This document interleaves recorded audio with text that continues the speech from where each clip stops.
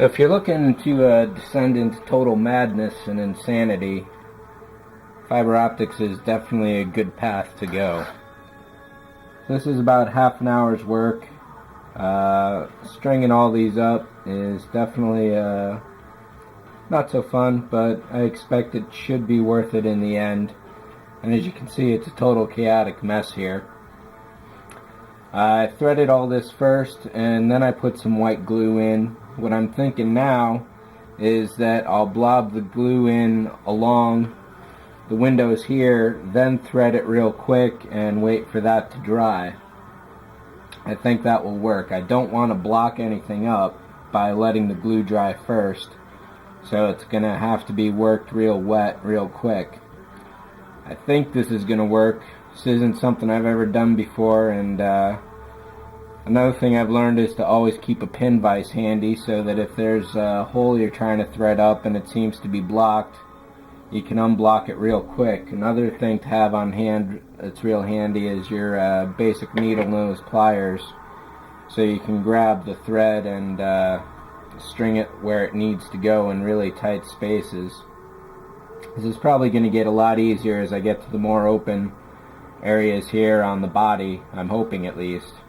And we'll see how that goes. I'm threading from the outside to the in, and it'll be a few hours probably before that white glue is dry enough for me to be able to manipulate all the thread here.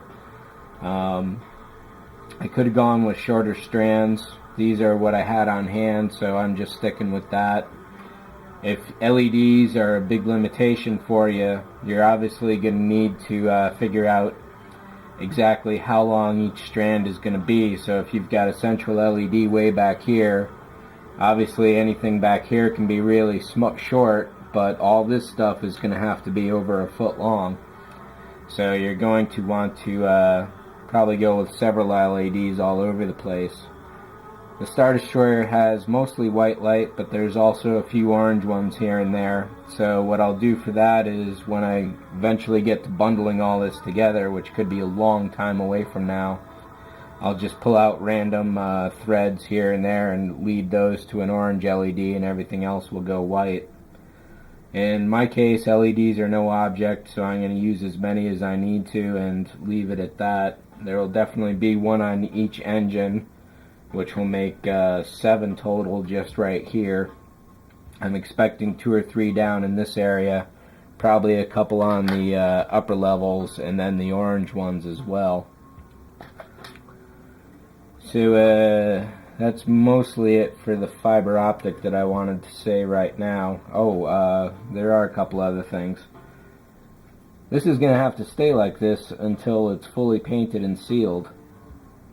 So you'll see here that all this is sticking out. That's so that when you go to do all your final paint work, all of that gets painted and you don't have to mask your individual windows.